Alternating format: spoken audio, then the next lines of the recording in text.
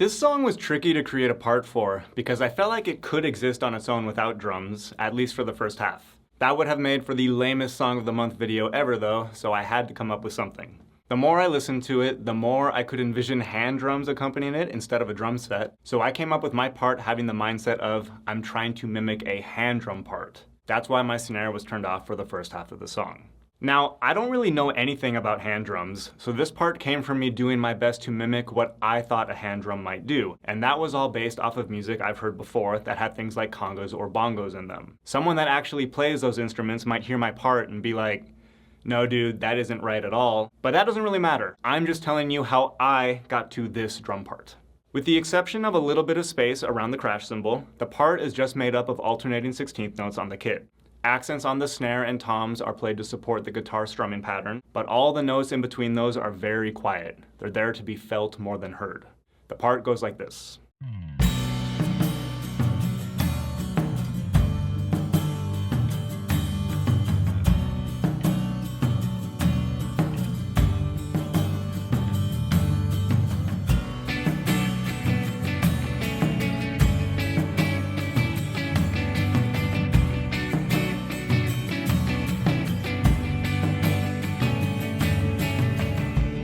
The accents that I support are on beat 1 on the floor tom, the of 1 leading into 2 on the snare, the of 2 on the rack tom, the and of 3 on the floor tom, and the e of 4 back on the snare. What I find interesting about this is if you clap those accents starting on beat 2 and continue all the way through the measure and back through the 2 accents on 1 and the of 1, you will have just clapped through grid number 7 and 8. This rhythm repeats itself through the entire part. A 3 and a 4 E and a 1 E and a 2 E and a 3 and a 4 E and a 1 E and a 2 E and a 3 E and a 4 E and a 1 E and a 2 E and a 3 E and a 4 E and a 1 E and a 2 E and a 3 E and a 4 E and a 1 E and a 2 E and a 3 E and a 4 E and a 1 E and a 2 E and a 3 E and a 4 E and a 1 a 2 E and a 3 E and a 4 E and a 1. So why am I showing you this?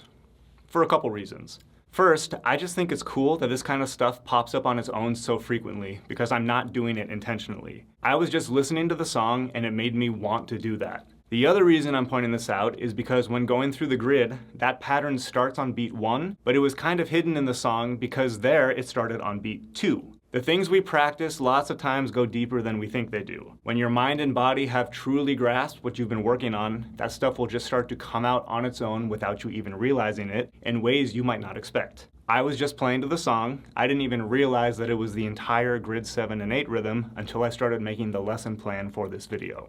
Moving past the grid rhythms, I want to put some emphasis on that last hit on the E of 4. When I come up with drum parts, I'm always trying to create a part that supports the song but also relates back to itself. I want the part to be cohesive. The beginning of the song is fairly different from the end in terms of energy, but I was able to relate my end part back to my beginning part because of that hit on the E of 4.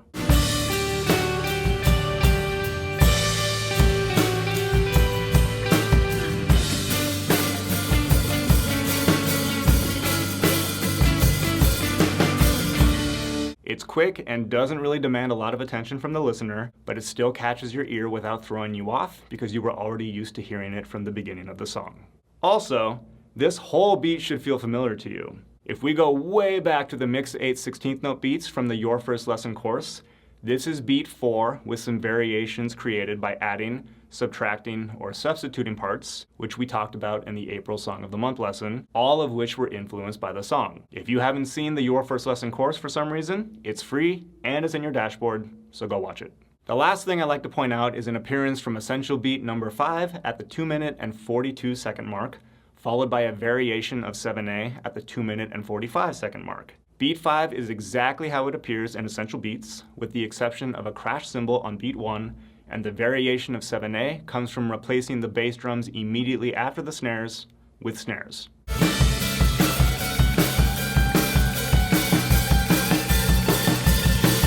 For those of you that caught this, based off of the song, those beats should have been written as 16th notes. But for the sake of being able to clearly relate them back to what was learned in the Essential Beats course, I wrote them as 8th notes. In the PDF that comes with this lesson, I've included both the 8th note and 16th note notations so you can see what I'm talking about. So that will do it for June's Song of the Month lesson. What I want you to take away from this is that we are practicing the things that we practice for a reason, because they will show up for us in situations like this when we need them, even if we don't realize it. So go practice, and I'll see you in July.